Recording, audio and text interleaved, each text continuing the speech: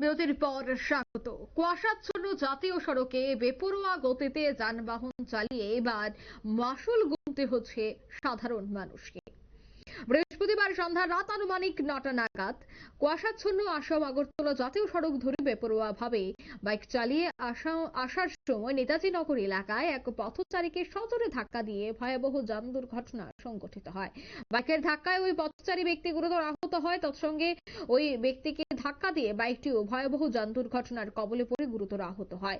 দুর্ঘটনায় বিকট শব্দ পেয়ে তৎক্ষণাৎ ঘটনাস্থলে ছুটে আসে নেতাজি নগর এলাকার সাধারণ মানুষ এবং এই যান দুর্ঘটনার খবর দেয় তেলিয়ামুড়া অগ্নিনির্বাপক দপ্তরের কর্মীদের। ঘটনার খবর পেয়ে তেলিয়ামুড়া অগ্নিনির্বাপক দপ্তরের কর্মীরা তড়িঘড়ি ঘটনাস্থলে পৌঁছে গুরুতর আহত অবস্থায় বাইক চালক টিটন দাস এবং তুলসী দাসকে উদ্ধার করে নিয়ে আসে তেলিয়ামুড়া মহকুমা হাসপাতালে। বর্তমানে আহতদের অবস্থা গুরুতর এবং আহতদের চিকিৎসা চলছে তেলিয়ামুড়া মহকুমা হাসপাতালে জরুরিকালীন বিভাগে। আহতদের অবস্থা অবনতি হলে উন্নত চিকিৎসার জন্য রাজধানী আগরতলার জিবি হাসপাতালে রেফার করা হতে পারে বলে খবর তেলিয়ামুড়া মহকুমা হাসপাতালের সূত্রে।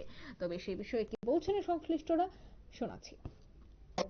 ঘটনাটা অবস্থায় একটা কল এসে মেসেজ নাম্বার একটা সাথে সাথে আমরা স্টাফ নিয়ে গেছি, গিয়ে সেটা একটা লোক সাথে সাথে তার রেজিস্ট্রি করে তেলিয়ামুড়া কিভাবে হয়েছে অ্যাক্সিডেন্টটা নিয়ে করতেছে সবাই বাইকে বাড়ি দিচ্ছে।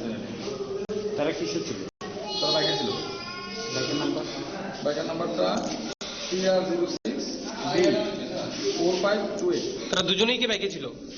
একজন যাত্রীর বাড়ি দিচ্ছে, যাত্রীর বাড়ি দিচ্ছে। দুজনেই আহত হয়েছে, বাইক চালক এবং আহতদের নাম? আহতদের নাম হলো তুলসী দাস। একজন তুলসী দাস, বয়স 48, আর টিটন দাস 22 63। কোন জায়গায় গেছে? নেতাজি নগর আশ্রম। তাদের অবস্থা কিরকম বর্তমানে? মোটামুটি সিরিয়াস।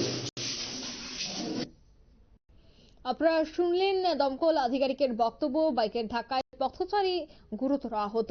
ইতিমধ্যেই ঠান্ডার মরশুম চলছে, কুয়াশাচ্ছন্ন আকাশ, সেই ক্ষেত্রে দ্রুত গতিতে যান চলাচলের ফলে এই যে দুর্ঘটনার গ্রাফ তা কিন্তু এই সময়টাতে ঊর্ধ্বমুখী হচ্ছে।